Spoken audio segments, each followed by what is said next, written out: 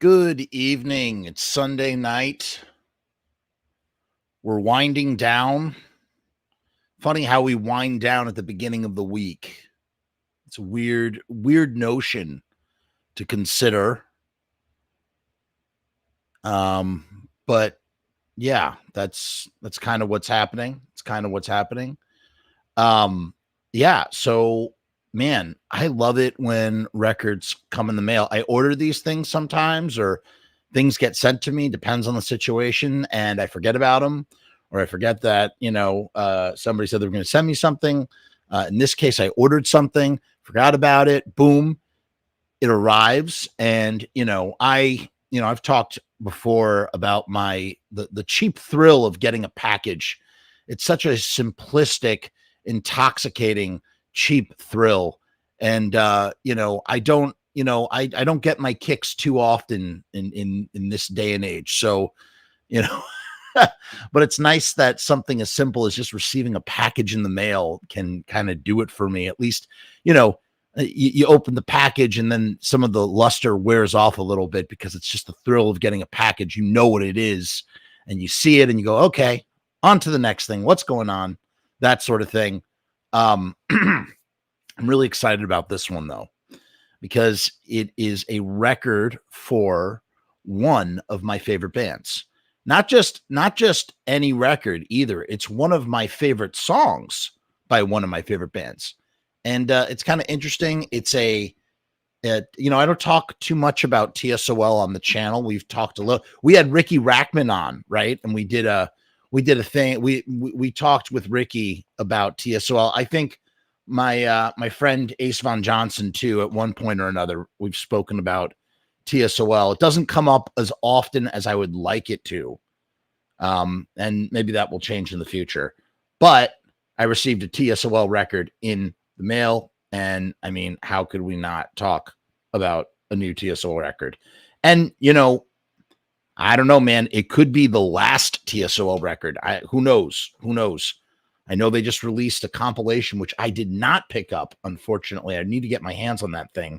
I think it's still available, but yeah, I don't know. I mean, I don't know, man. I don't know. I don't know if I feel like I've heard in various different communications and interviews and things. Sometimes maybe there'll be another record. Maybe there won't. I personally wish they would do another record because, the compilations one, it kind of doesn't count because it's like, I feel like it's a hodgepodge of singles and things. It's not like a singular batch of songs that they went into the studio to record. And the last time they did that was the Trigger Complex, and it was magnificent. It was everything I kind of wanted in a TSOL record. And I'll explain that a little bit more later, more in depth. But just to talk briefly about who and what TSOL are, I guess, for those, I don't know if someone has never heard of TSOL before on my channel and is just, this is the first, you're clicking on this video.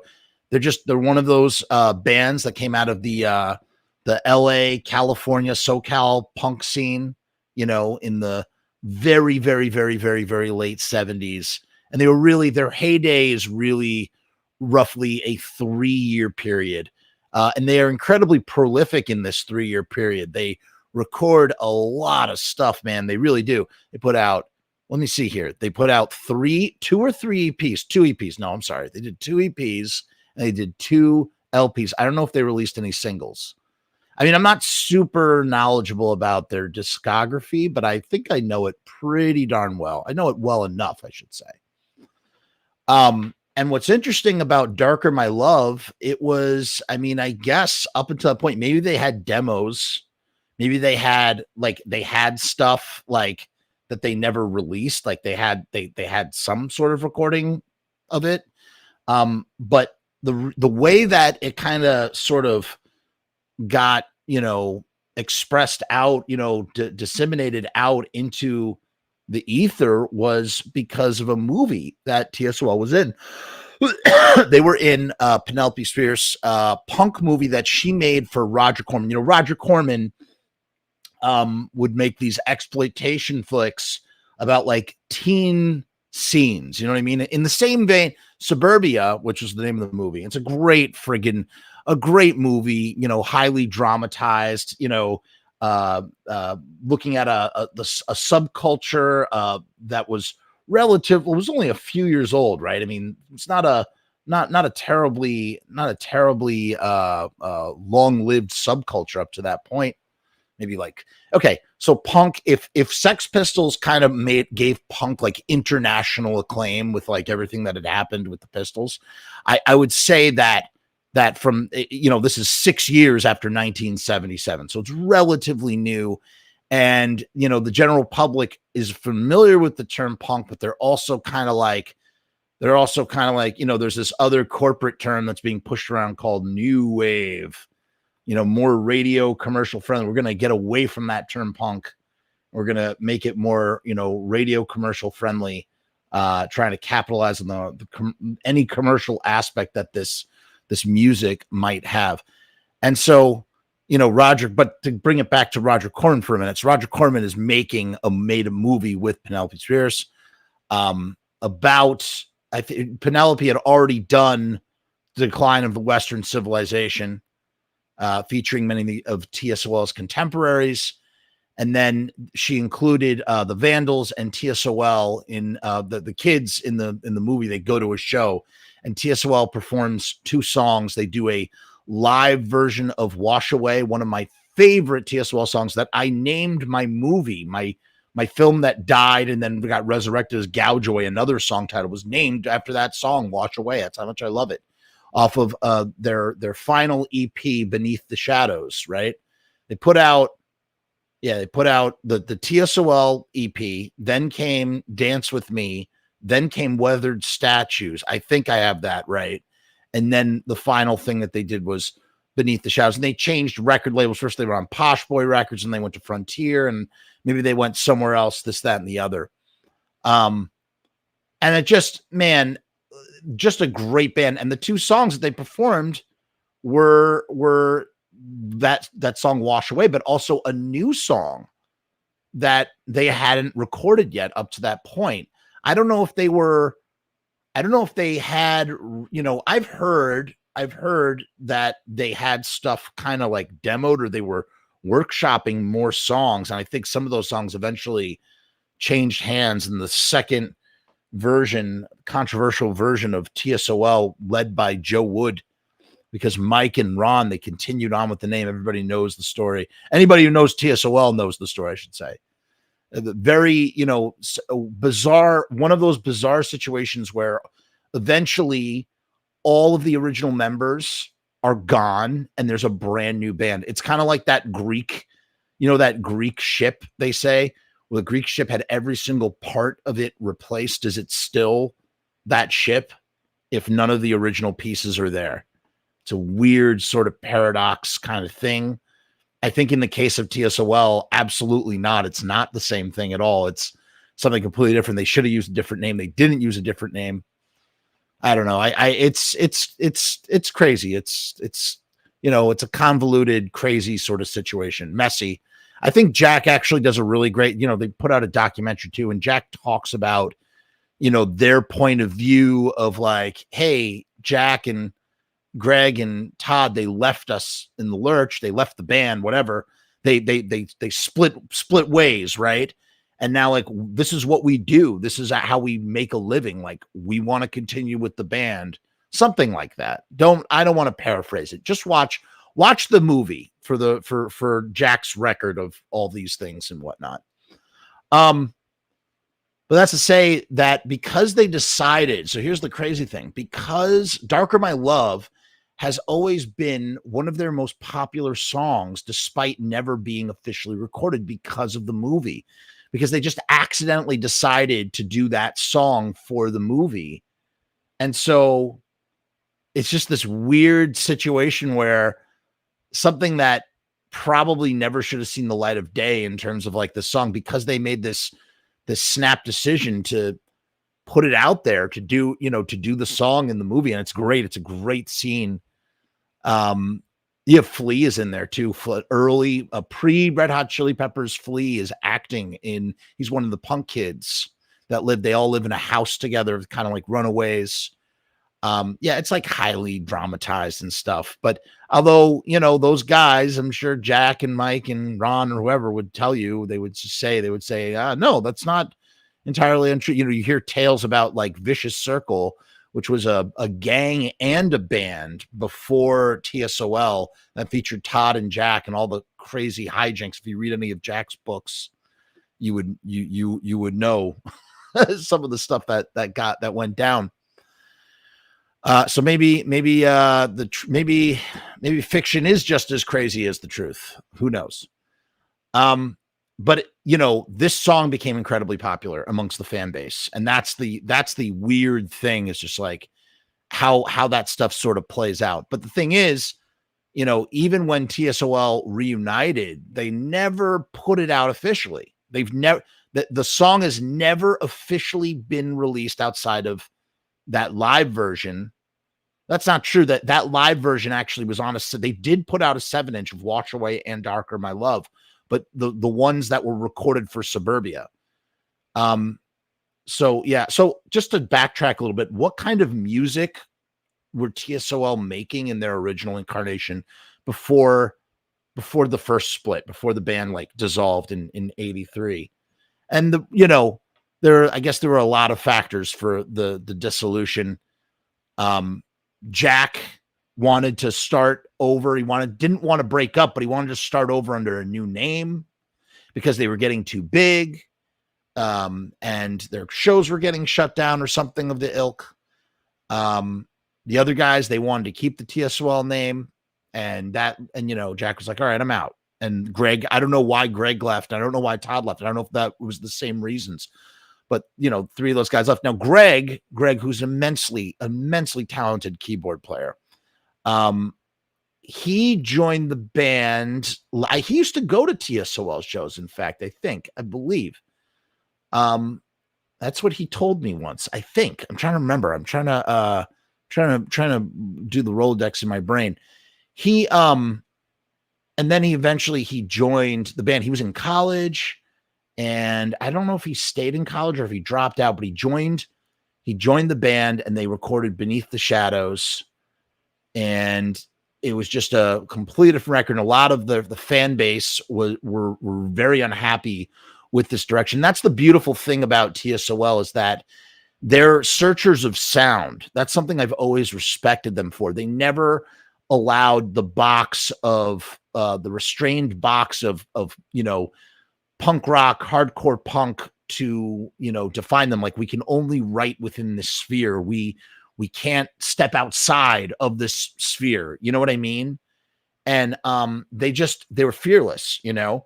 So the first record, which was the EP, was written at the same time as Dance With Me, but all of the Dance With Me songs have a much more of a death rock feel to them, while that first EP feels like they're a very politically charged band.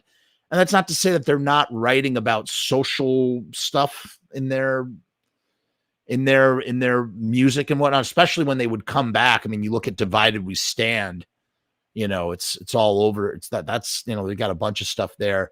You look at like See You Tomorrow and, Fuck You Tough Guy and Serious and stuff. All great songs. Sedatives. But that record, that Dance With Me record, is just, it's death rock without the label of death rock. The band is a death rock band without even knowing that they're a death rock band. And it kind of makes it that much cooler. A lot of people will classify TSOL as both death rock and horror punk. I think I don't like, I don't know. I think the term horror punk is kind of a goofy term, especially for them. I think death rock makes a lot more sense, especially like the West Coast connection and the fact that they were contemporaries of bands like Christian Death, the first Christian Death with Roz, that first record with Rick Agnew, and Frank, Rick's brother, was in TSOL for a time, the 45 Grave, they were all out on the West Coast. And the fact that TSOL, and we'll talk about that a little bit more. Obviously love The Damned There's definitely some damned DNA in TSOL, and they're kind of like, I wouldn't call them the American version of the Damned, but there's there's some overlap there. And it's what's funny is they both went in sort of like a gothic post-punk death rock, direction, especially that when you go from Dance With Me, which is still palatable to like the hardcore fan base, into Beneath the Shadows, and then people just lose it. Like they just, and I'm being very general. This is such generalization. This is a total gross generalization of TSOL, fans, of being like, oh God, I wish they would just play World War III and, abolish government, silent majority, and blah, blah, blah. But that, and I mean, I like those songs too, of course, who doesn't? But I always found that their exploration and experimentation, and like their travels into death rock, into goth music, whatever it is that they're doing, whatever you want it, whether you want to define it or not, that was always the most appealing and interesting thing about TSOL for me personally. That's what I really like. Beneath the Shadows is a near perfect record for me. I just love it. I love Dance With Me too. I really like all theirs. I really do. There's not too much. They did an album that they released for free, and that's like the one album that I just do not connect with that record. It's not a great record for me personally. I don't know, the songs that just don't work. And what's funny too, the Joy Killer, which was Jack's band on Epitaph in the 90s, and Ron was there for a minute. You listen to those songs and they are kind of like the proto TSOL 2.0.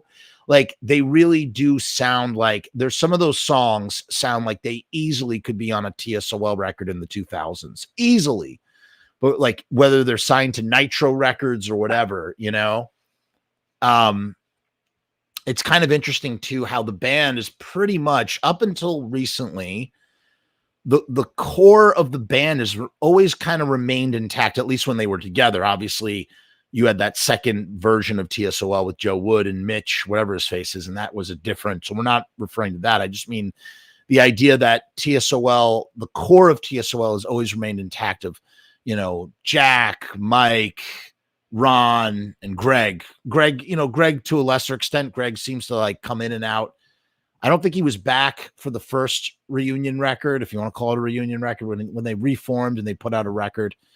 But he was back for Divided We Stand. I don't know if he plays on that Life, Liberty, and Pursuit of Free Down. It was a free album they released at like when Napster was like at the tail end of the whole Napster thing that happened in the 2000s. And they were just like, I guess they recorded an album for free with Hurley, or they recorded an album like they had free time or something. And they're like, fuck it, we'll just release it as a free download, which was so fucking badass, especially in like, and again, I was like, oh boy, a brand new TSOL record. And I put it on. I just was not into it. Which had me very nervous about the Trigger Complex, which came out. That was their next record that they did. And they did a couple of things here and there. I think they released little things.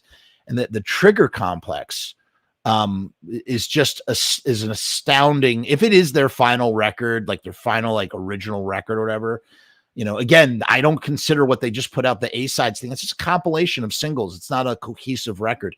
So if Trigger Complex is their final record, I'm okay with that. I could be okay with that. I think it's a very strong period at the end of their sentence. And really, if this is their final release, this EP that they put out, Darker My Love, I'm really, really okay with it, because this is a strong group of songs to go out on, and we'll talk a little bit about the history of that in a minute. So before we do, let's take a quick sponsor break, and we will be right back with more TSOL. Riot Stickers is the sponsor of the Frumess channel. If you need stickers, you just go to riotstickers.com/Frumess, where you can get 200 die cut stickers for $69. So if you want stickers of the TSOL logo, or Jack's face, or Ron's face, or Mike's face, or Greg's face, or even, some sort of tribute to the departed Todd Barnes, you make sure you get their permission first before you do it. You can get that done on a die cut sticker, which is a computer guided scalpel that makes any shape you want, right? So you could have that if you wanted. You could do that. You could have any kind of shape of sticker. You could have a TSOL sticker. You could have, if you want to do the Crimson Ghost, whatever your heart's desire. Just go to ridestickers.com/Frumess. $200, 69 stickers for $200. Okay. Let me play the theme song, and we will be right back with more TSOL.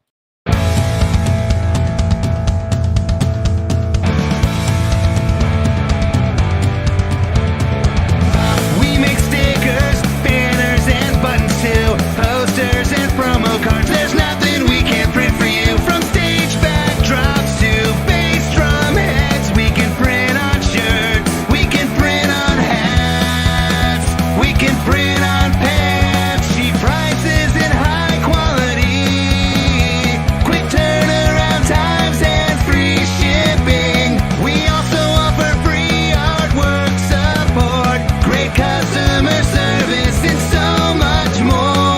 RiotStickers.com, Riot Stickers, we are the bomb. RiotStickers.com, Riot Stickers, we are the bomb. RiotStickers.com, Riot Stickers, we are the bomb. RiotStickers.com, Riot Stickers, we are the bomb. And that's a promise. Okay, here we go.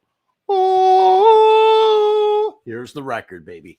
And right off the bat, this is from Rev Inc. merch, and I think it's I forget the name of the actual thing. Oh yeah, Rev Inc. merch. I got the website right here. Well, I'll pull that up in a minute. I really love that they have the Handle with Care Fragile sticker on the cover. I mean, that's super important. You know, letting us know that it needs to be handled delicately. Let's rip it. This has got one of those pull the tab. Oh, points off for the tab not pulling nicely. Can we blame the mail? Do we blame the label or do we blame the mailer? I won't blame the label for that. Oh, you know why? Because it doesn't have like the little plastic. It doesn't have like the plastic string that like kind of holds the integrity of it together. Oh yeah, baby. I am so stoked for this. Here, I'm going to take off my glasses so I can see, better. Oh, who signed it? Somebody signed it. It doesn't look, is that Jack? I don't know if that's Jack's signature. It says, thanks so much, ST maybe? I can't see. And like any good record label, they put some stickers and some booty. The mailer's nice. The mailer's nice. Let's not trash the mailer. Looks like it says ST. Oh, this is beautiful, man. All right, so we got some great stickers here. Let's take a look at the stickers first. Always glad to have. So we have a 3D sticker, Rev Inc. merch. Hey, Rev, if you need stickers, go to riotstickers.com. It smells like provolone cheese. I swear to God, this sticker that I'm smelling right now, that smells like provolone cheese. That is hilarious. Was the dude eating provolone cheese when he was packing up this record? Like, if he was, that'd be great. That's awesome. This is The Briefs. The Briefs is our band. Woo! I guess the glasses want to stay out. And this is from Demand. What does it say? Demand Blockhead Skates. Cool. All right, so we got 3 records. Three stickers there. Now let's take a look at this beauty. Oh yeah, baby. Wow. It's fucking gorgeous, man. Now, if you'll notice right on the cover, the design here, this is Jack's makeup. He kind of wears, let me see if I could find it. Let me see if I could find a picture of Jack's makeup. TSOL makeup. Let's see if we could find Jack's. There it is. Boom. Came right up. Sweet. That was pretty easy. It's going to be a little small, but whatever. Here. So this is, can you see that right there off to the side? See Jack's makeup right here? Right there. I don't know if, yeah, you can see it.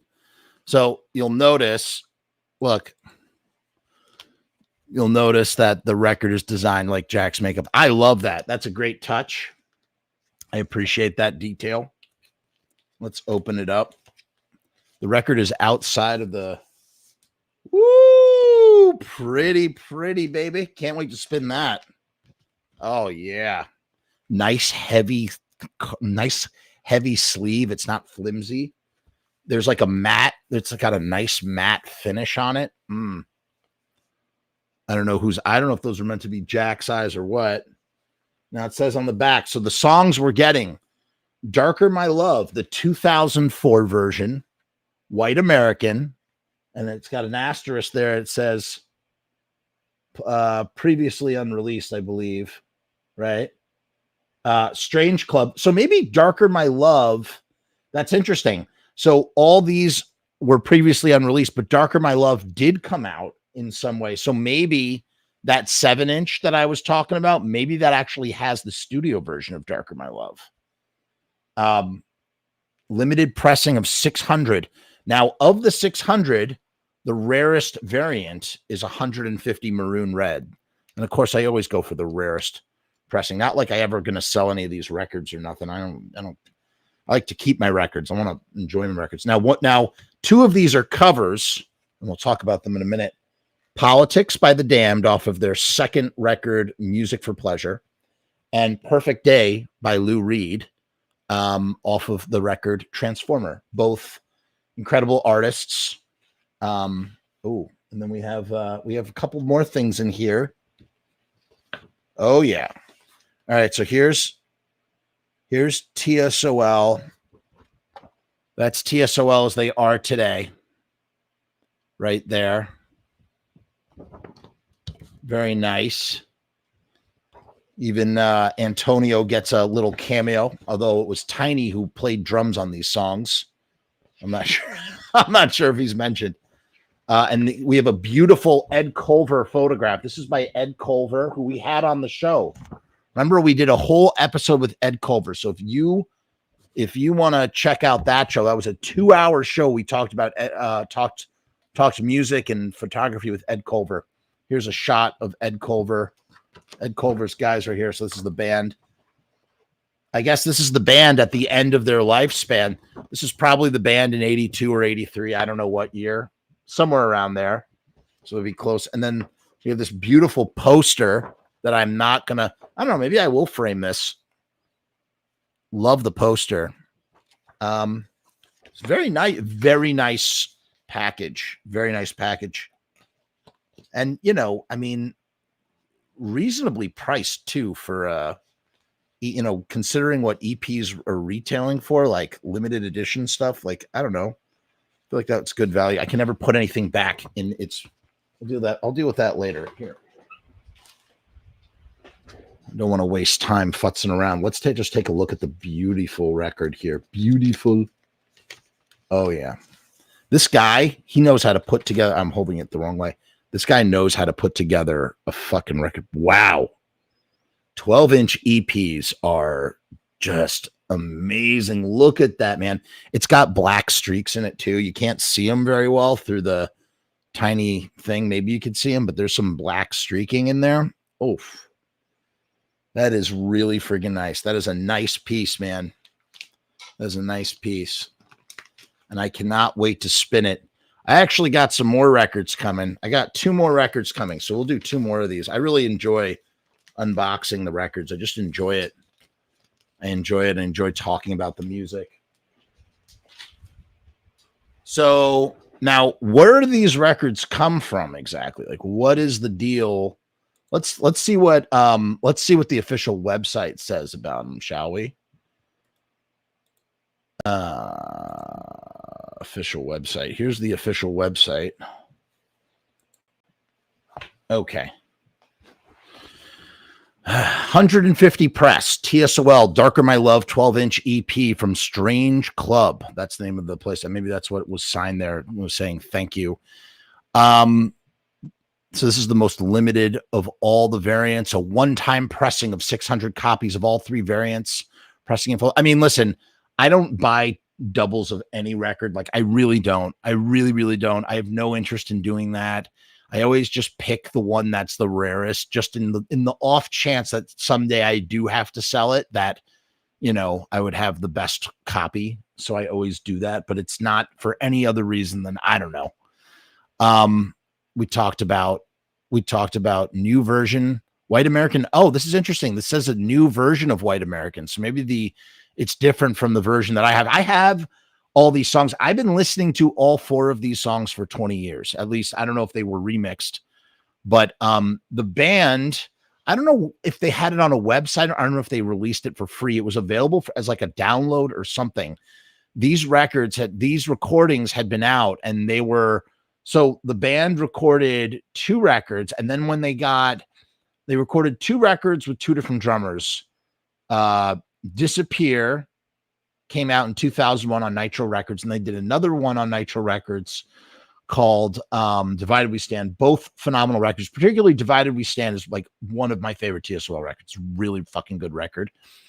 And then I think in these 4 songs were recorded in 2005, right? Let's see if they mention that. They might mention when. Oh, they were recorded in 2004, I think. Here, let's just read the history about it, and then we'll talk more about it. So it's TSOL, or the True Sounds of Liberty, do not need a lot of introduction. Their sound blending of punk, death rock, hardcore, art rock, and goth are synonymous with angst, rebellion, and setting their own standards of progression. I agree with that statement fully when talking about TSOL. Started in 1979 and remaining creatively active throughout all the tribulations that life has thrown at them. Like I said, they've dealt with a lot. The band has been through hell and back, man. After releasing many EPs and albums on classic labels such as Posh Boy, Frontier, Alternative Tentacles, Nitro, Cleopatra, and Rise, to name a few. I don't know what they put out on Cleopatra. Maybe it was one of those singles. I slept on some of those singles too. I feel bad about that. TSOL has chosen to work with Strange Club Records, who also have done The Briefs, Hanover Saints, Union Hearts, out of Sacramento, California, with this release. May I introduce you to TSOL, Darker My Love, 12-inch EP. Now, on an aside note, I had the wonderful opportunity to hang out with the band when they were last in New York. I was able to assist them. They needed some support, and I was able to assist them in a few different ways. And I was hanging out with Jack, and I was asking him, I said, Jack, what's up? Is there like any new releases? And he mentioned to me that he was, that they were going to be putting out A-side graffiti or whatever. They were going to put out this compilation. And I asked him, I said, if it's a compilation, I said, I said, so it's going to include these 4 songs, Darker My Love. It's going to have those 4 songs. And he said, no, it won't be on there. And I was like, dude, oh my God, like, oh man, like, you got to release those songs. And he said, I don't know. We'll see. It sounded like something was already in the works. Maybe he had something in the words. He couldn't talk about it. But I remember like really stressing. I was like bumming because I was like, dude, I really, really wanted those 4 songs on a record. And lo and behold, months and months later, this gets announced. And so maybe he had it cooking the whole time, and maybe the ink on the deal got dry or something. I was just very happy that these songs were thought of. And it also kind of concerns me because maybe this is him or them kind of scraping the bottom of the vaults, not the bottom of the vaults, but you know what I mean? Like, they took all their singles that they were just kind of had out there and just, here's a collection. Here's these songs. Like, is this really spelling finality for TSOL? I mean, listen, they still sound really great. I saw them both nights at Irving Plaza with the Garden when I had helped them out, and they were fantastic. It was both fantastic shows. But things happen, things change. Sometimes things finally, at some point, everything has to run its course. And It's possible that TSOL has run theirs. I don't know. I really don't know. I hope that's not the case though, because especially after the Trigger Complex, like they have and the writing that of some of those songs on a side graffiti, they have demonstrated that they are still like very capable as a band, very capable to function as a band and put out stuff. So I'm not opposed to more music, so Tiny, so I've seen TSOL every time they came to New York City since 2005. My first time I saw them was at CBGB's. And I think I only missed one time they played Irving Plaza with the Damned in 2018. That was the only time I missed them since they've come. I've seen them at every show. I mean, it hasn't been a lot of shows, a handful of shows, but still. Teeny was their drummer for about 10 years. And he was fine as a drummer. And then I don't know, something happened and Teeny left and he went to go drum for Doyle. And it was funny because I bumped into Teeny at a Doyle show that I was filming for Rock and Roll Cooking, and Teeny was there. And I was like, dude, and I was asking him like, dude, I can't believe you're not in TSOL anymore. And he was just like, I'm not. I'm with Doyle. I'm like, this is so weird because Teeny doesn't really fit in with Doyle, man. But hey, he was up there banging away at those Misfit songs and whatnot. You could see him for a brief second on the episode of Rock and Roll Cooking. And then they had what's his face? They had the guy from US Bombs, is his name. Chip Hanna from US Bombs. And then they got Antonio. Antonio's been with them for years and years and years now. And he's great, man. I like Antonio a lot. Really nice guy. Really fucking nice guy. And then Mike has not been touring with them for some time, and they have Jack's, I forget the name of his daughter's boyfriend, and fuck, I can't remember his name either. No, I know his name. Brendan, I think is his name. Brendan is filling in on bass and doing a fantastic job supporting the band and filling in for Mike, and just understanding his custodial spot and just doing a great job. So like I said, the band still is functioning really well, in my opinion. As a fan, as someone who sees them live, they're still functioning really well in that kind of way. And I'm really glad to see that they finally have put out these songs. So let's keep reading about what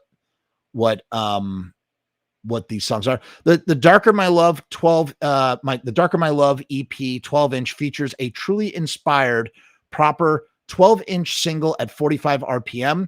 This includes the ultra rare re-recording of their classic song Darker My Love, which originally was featured in 1984's Penelope Spears' cult classic movie Suburbia.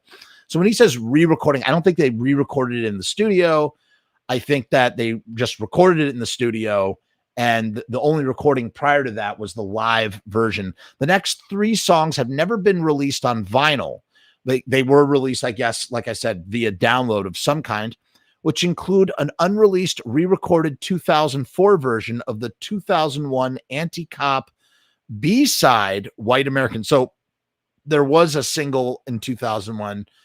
Anti-cop is on Disappear, the record Disappear. And that song, White American, it's a great song. As well as previously unreleased cover songs by The Damned, Politics, and Lou Reed, Perfect Day. It's so perfect to hear TSOL doing The Damned because they do it so well. And like, to me, like that is like the perfect package. Like, I just saw The Damned like 3 nights ago. It's the 80s lineup with Paul Gray, the Strawberries, the band that did the Black Album and Strawberries. And it was so, talk about a band who I would say is even like, they're just so potent. They're so, they're in their 5th decade, and that nucleus of the band Rat Scabies is back, and they're just, man, Captain Sensible is incredible guitar player. And you see, Rat Scabies, he's a percussionist drummer. He doesn't just sit in the pocket. He's he's doing so much, he adds so much to the TSOL sound. And they got this guy, Monty Oxymorn's been there since 96. And of course, Dave is great. And like I said, there are certain parallels between TSOL and the Damned that are just wonderful. And so the idea that they did a cover, in fact, there's a couple of Damned songs that I think TSOL, in fact, it'd be kind of funny if TSOL did an entire record of Damned covers. I would enjoy that. Like, I know that would never happen, but that would be really fun. And they would do a fantastic job with it. And then Lou Reed, Perfect Day, which is not a song. First of all, I love Lou Reed. I've talked about my love for Lou Reed. Berlin, Transformer, those are my two favorite records. And Perfect Day, we all know it from the Trainspotting soundtrack. And it's a song about heroin. And in a way, it's funny, like Dee Dee Ramone wanted to upstage Lou Reed by writing his own ode to heroin in the form of Chinese rock. And then Lou Reed kind of outdid himself again by writing Perfect Day because, again, it just, it doesn't necessarily have to be about heroin per se, although it feels like it's about heroin.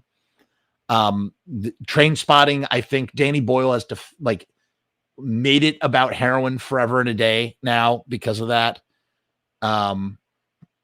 Jody Ramone says Provolone Stickers is trying to come for Riot. Haha. How you doing, Jody Ramone? And WS is here. He says, I met Tiny when he played for Doyle. Oh, that's too funny for that small amount of time. Wasn't the nicest, but maybe it was a bad day. No, I'll listen. Tiny's, I don't know. I've always found I've had a one or two interactions with Tiny, and I found him to be a dick. He's kind of a dick. I don't know. At least he, maybe he's having a bad day. He's a little abrasive. And maybe on that tour, he might have been a little bit more abrasive because he was just, he had left. Again, I don't know if he was kicked out of the band or if he left the band on his own volition, but he was ousted from the band in some way, shape, or form. So, but yeah, I could see how he could be kind of rude in that kind of way.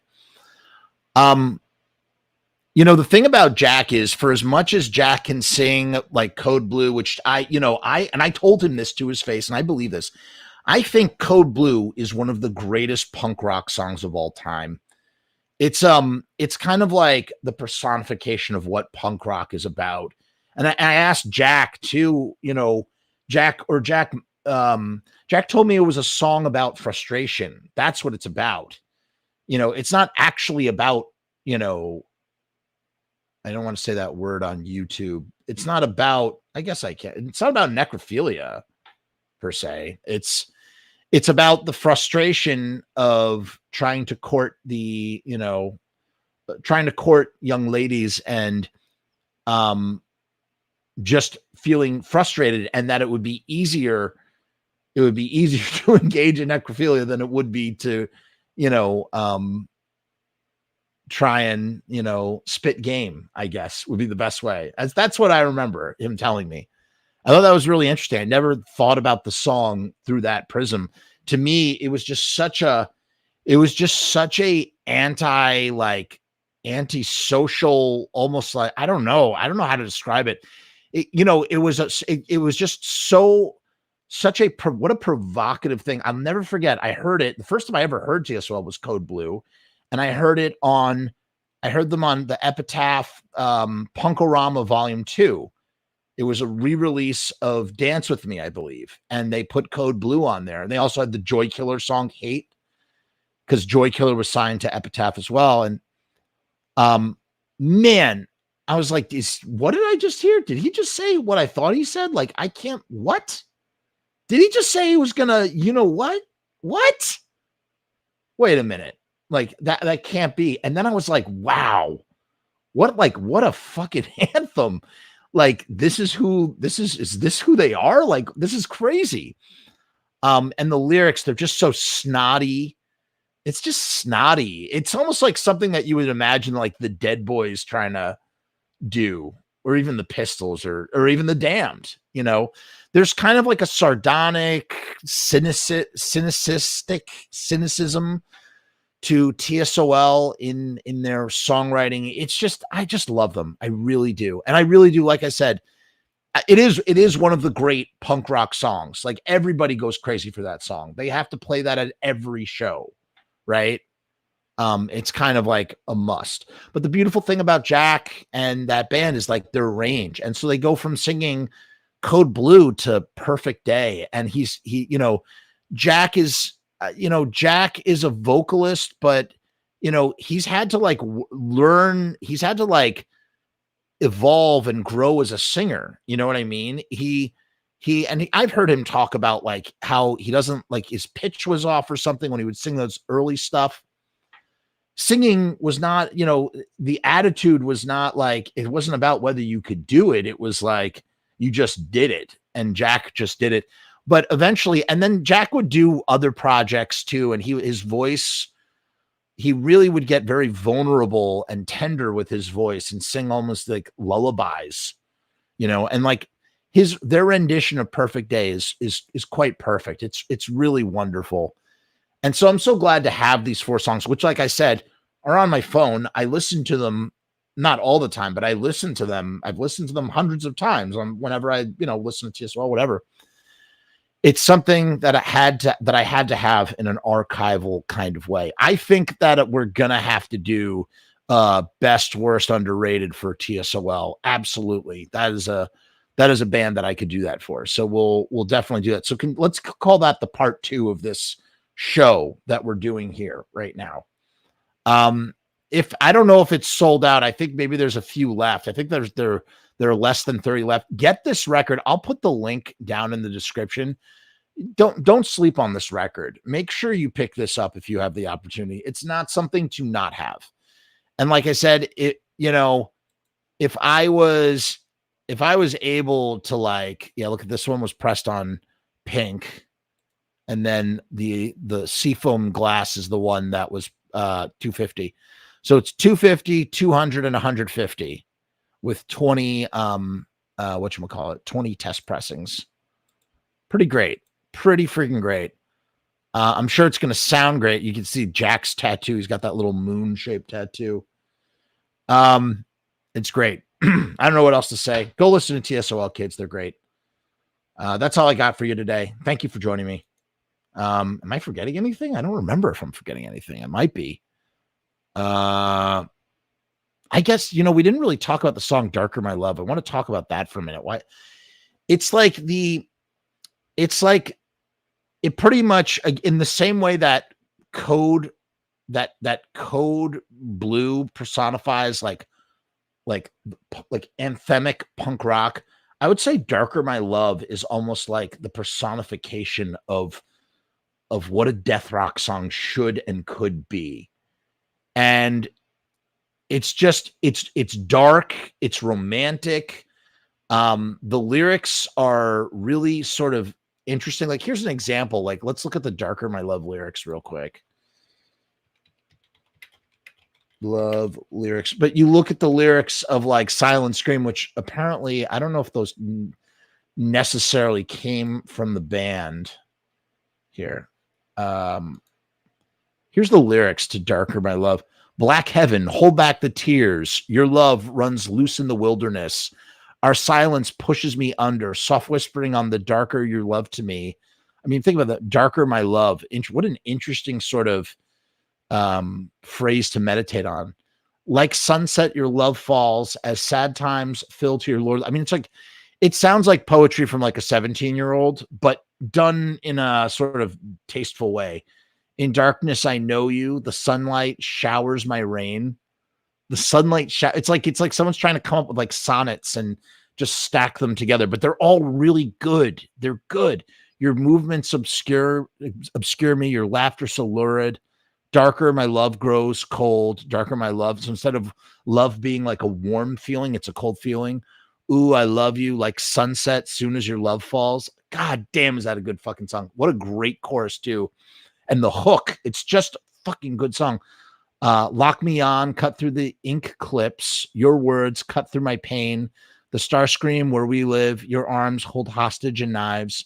A fire burns, our lips melt. Your eyes blacker than hell. Oof. Like heaven, hold back the tears. Our love runs loose in the wilderness. Our silence pushes me off or under.